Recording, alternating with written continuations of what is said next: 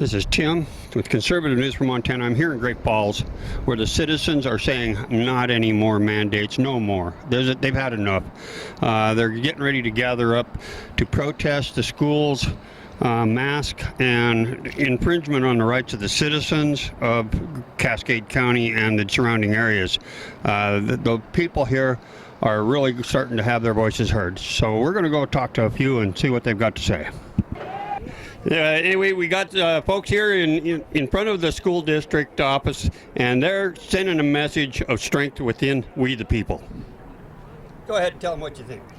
So we're here today. We're trying to put some pressure on the district. I feel like they've overreached in their ability, their legal right to control our kids. They have no legal right, and we're trying to tell them that we don't.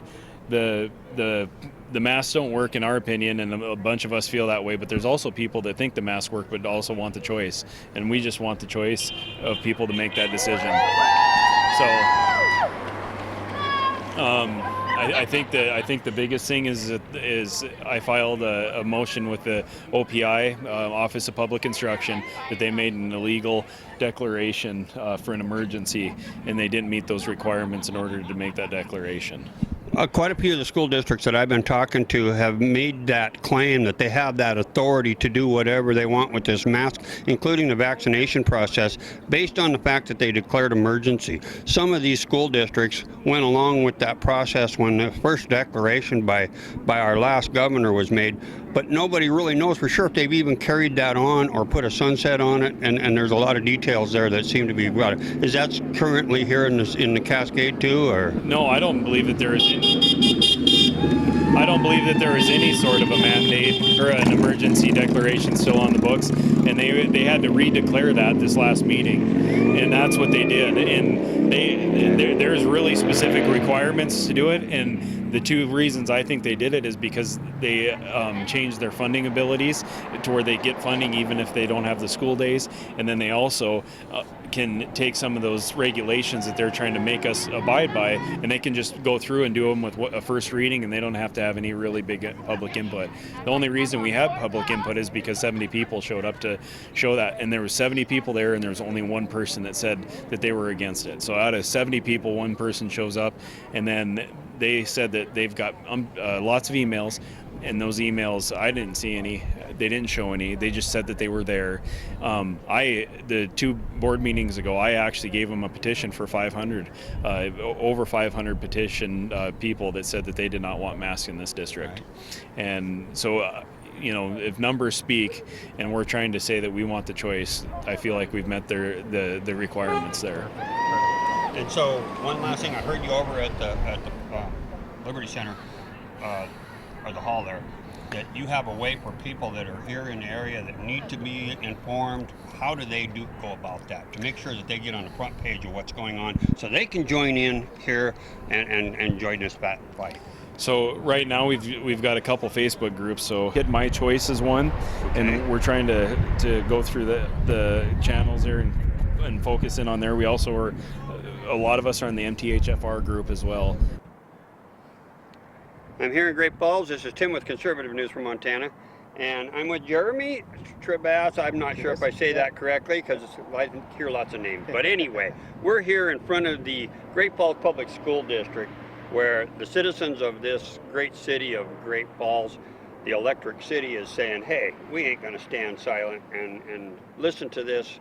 The mask thing that has evolved since the 19th meeting, where the superintendent Moore, M-O-O-R-E, there's too many mores in there. But anyway, with that said, Jeremy, would you like to say a few words to the people of not only Great Falls, but the state of Montana? Yeah, absolutely. I've been watching the mask fights with the kids going back to schools across the state. I know Billings kids went back today, and I think that's a foreshadowing of what's going to happen here on Wednesday when kids get back to school. Just with, is government going to use a heavy hand against the citizens that overwhelmingly said no to masks on their kids in schools? Or are they going to play a softer role? I'm hoping that we see government play a softer role with teachers and principals and such. You bet. And it's all about the people showing up to have their voices heard. And that's why I appreciate, we the people of Montana appreciate you, Jeremy, for having that courage and the tenacity to stay out here and help send that word out to the people. And then we're here again, Conservative News from Montana here in Great Falls, to send a message of people to get involved. That's how the people win. Absolutely. Yeah, and I think it's fired up a lot of people that really weren't interested in politics or policies or school boards or legislature before, and now they're getting fired up to fight for their kids and using the avenues available to them to do that civilly. And I'm just really excited to see the showing.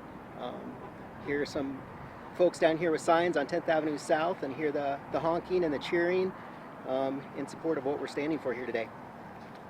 Real good. Well, God bless, and keep up the fight, my friend, and thank you, and we'll look forward to the possibility of getting a legislative special session moving. We've heard some rumors talking about that going to happen, so we can make sure that this gets taken care of at that level and moving back to where it's supposed to be. Yeah, absolutely. Okay? Yeah, that'd be good. I'd like to expand that session to be more than just how we're going to spend federal money to, what are we going to do about these kids and their rights and their parents' parental rights in schools, and to combat the school boards that aren't listening to their people. And we could go on all night, but one of the things that most people aren't realizing is the school boards normally are really pretty tight on money, on funding, to be able to put the schools in the session, taking care of the teachers and the lessons that are needed there. But right now, with this plandemic that's been going through, there's millions, and I mean millions of dollars that are sitting at the table for every school district across the state of Montana to grab a piece of that pie, which is actually what we always use to refer to. You want to know what's going on, follow the money. The ESSER and the rest of that funding that's just sitting out there in a big pool waiting to be grabbed, that's what's going on here in a lot of ways. Yeah, there's a lot of federal money that's going to tide these schools over and make it so that they don't really have to be as accountable to the local taxpayers. But I think what a lot of these folks here are interested in are making sure there's an enrollment dip, and that's going to affect the schools eventually. If not now, it will long term, and that's, ultimately that's the power we have in our hands, is to pull the kids, put them in private school options, homeschool options. I think those are all great, and hopefully we can help expand those for people, and maybe even have the money follow the kids and not just go to the schools. Right on. Well, God bless America. Thank you, Jeremy, and keep up the good work. Absolutely. Thank you. This is Tim with Conservative News from Montana. I'm here in Great Falls, and I'm with Jake McQuillan, and we're here in front of the Great Falls Public School District offices, where the superintendent, Mr. Moore, M-O-O-R-E, has been here on the front lines trying to do his job, but it sounds to me like he's been going out of his way to probably influence the citizens and their children in this whole plandemic process. So with that, we just got a few words for the people of Montana. Here you go. It was Tim. Yeah. Well, thanks, Tim. So yeah, I'm Chase McQuillan. I live in Great Falls. We've got 4 students in the public school system here, or had 4 students in the public school system here in Great Falls. Really, the reason that I'm even getting involved in this is, I'm not a fan of the masks for my children. I feel like my wife and I have the ability to make decisions for their health without the school board and without the superintendent's input, and I'd like them to give us the ability to make those decisions. A couple weeks ago, we came to school board meeting, the initial school board meeting, to listen to Superintendent Moore discuss his expectation for the opening of schools for the 2021-22 school year. And at that point in time, he strongly recommended masks for the school district, but there was no mandate in place. And then that was it. I'm not entirely sure where the next meeting came from. There was no discussion or talk that I know of in that meeting a couple weeks ago about a final board vote as it relates to the masks. So we thought it was parental consent at that point in time, parental decision, and so we left the meeting feeling good about it, that we would be able to make that decision for our children. And then there was an article that came out a couple days later in KRTV that indicated that there would be another special meeting on the 19th, and at that meeting there would be an actual vote regarding the mask, regarding the state of declaration, and then or the declaration of emergency, or whatever the terminology was that they were discussing, and then there was going to be a vote related to that. And basically that declaration of emergency or emergency declaration, whatever it is, was the methodology that the superintendent was going to utilize to determine whether masks were going to be required or recommended, or what health, I guess, mandates that they were going to put in place across the district to help deal with the current COVID-19, the spread of COVID-19, Right. Particularly the Delta variant. And in that August 19th meeting, the recommendation to recommend masks was walked back on that, and basically at that meeting indicated that masks would be required for K through 6, and that they would only be recommended for 7 through 12. And I believe the direct quote was something like, the 7th through 12, 7th graders through 12th graders have other available options to them, which of course refers to vaccines.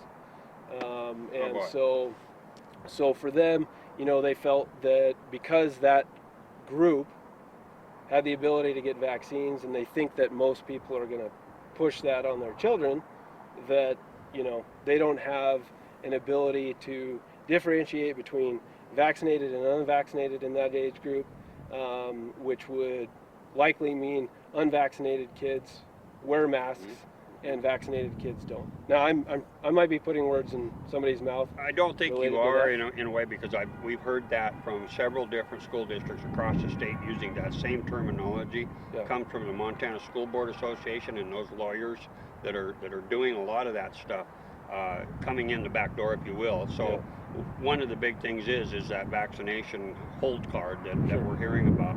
A lot of the rural schools across the state of Montana are doing the strictly optional, but it's still on the edge. Yeah. So I guess I caught Superintendent Moore as he was coming out of the building tonight, and he and I just had a discussion, and I just wanted to understand the rationale. I still am having a hard time understanding the rationale behind the mask mandate. And so I wanted to, and it was actually great. He stopped, we had a conversation. I appreciated him having that conversation with me. He's in a tough spot. He's got compelling data on either side of the fence. He's got the medical professionals, and the majority of medical professionals, it seems like in this region anyway, telling him that masks are one of the best tools that you can possibly put in place to help reduce and mitigate the spread of COVID-19. And so, when you've got medical professionals telling you that, it's hard to, say or to contradict them, right? Now, there, of course, are medical professionals on the other side of that would say that the masks that students are wearing are worthless. They fidget with them. They're never right on their faces. They're not really doing what the mask is supposed to be doing. Right? And if you talk to industrial hygienists and things like that actually understand the methodology behind using a mask, why you use it, when to use it, that sort of thing, you'd realize that the mask mandate that they're putting in place for kids in the school district is really nothing more than virtue signaling, because it's not doing what it's intended to do. Right. It'd be totally different if they were literally going around handing out N95 masks for students, or some sort of other respiratory device that they don't even breathe the external air, that they breathe clean oxygen. I'd be okay with breathing clean oxygen, but the fact that they're having to breathe 20% less oxygen with these masks that they're wearing is unbelievable for my kids. Speaking of the medical profession, we've seen quite a bit of coverage here in Great Falls area with the folks from benefits that have taken some action towards their employees and making that medical opinion from professionals at that top level of benefits, which I think is really a high level influence on your school boards. And the scary part that we're hearing most of the time about is that K through 6th grades. I mean, those kids are just being violated of their rights of freedom of choice without any options. Yeah, I think that's probably true. I think that at a certain age, as a parent, you do make decisions for your children. Absolutely. They don't have absolute freedom, right? And so, especially at that age, and they're at a young, impressionable age, and we want to be able to, as parents, make the decisions for them and help them formulate their decisions. Yep. So, I don't want the school board to help my child formulate that decision. I want to be able to formulate that decision with the child. Parents. And so that's what I'm, I guess that's what I'm here promoting is parental choice. But I guess just to get back to my point about, Superintendent Moore is he's in a tight spot. There's compelling evidence, like I said, on either side of the argument, and you can, depending on your political persuasion, believe one more than the other. Mm-hmm.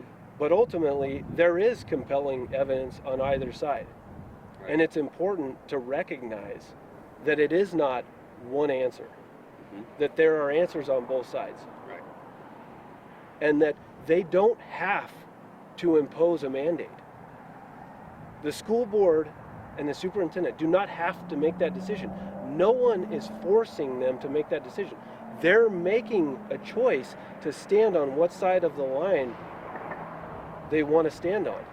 They could ride the middle, let parents make the choice, but they're not doing that. And they're doing that in the name of trying to prevent COVID from spreading this community. It's actually, it's been proven that spread through children, community spread through children, is not really a thing. Right. And as far as children being affected by COVID-19, yes, there are incidences of mortality with COVID in children. Absolutely there are. Right. There are incidences of mortality with children for a myriad of different things. Mm-hmm. We're not protecting them from all of those other things in the school district. Absolutely. Accidents. It's impossible. It's impossible. It's impossible. It's impossible. And so why take a stand on this? Right. What other reason than to virtue signal money? Whatever, I don't know. We followed a lot of that ESSER funding that is funding this plandemic with the schools, and one school district, less than 100 kids total, getting $1.5 million to spend on because of this pandemic. And so these superintendents and these school boards, which I guess most people, and I'm just kind of having this conversation with you, most people don't realize that the school board is an elected body. Those folks all took an oath to represent the people, not the system. Right. And so that's one of the messages that really needs to get out. If you'd like to wrap it up and give the people a charge forward, then we'll go from there. Sure, yeah. Well, I think this country was founded on individual voices and the ability to have an individual voice. And mob rule is starting to rule the day. And the founding fathers knew that mob rule was a problem. Mm-hmm. And the Constitution was developed to avoid mob rule. And so to silence, even if it is the minority of parents and voices in this discussion related to masks, they're doing a disservice to this country, to this Constitution, and to this republic. The individual rights of the people. And the individual rights of the people. And so, I'm not a lawyer. And I don't play one on TV either. I'm not. Yeah, and I don't play one on TV either. I'm a dad. Mm-hmm. I'm a husband. I'm a believer, you know, and I want to be able to live in the country that I believed in growing up. And this is my opportunity to voice my opinion. And whether or not it's heard, you know, I guess is yet to be seen. But I certainly appreciate the opportunity that this country gives me and affords me to do that. So Perfect. yeah, God bless America, and thank you. yeah, you bet. Thanks a lot.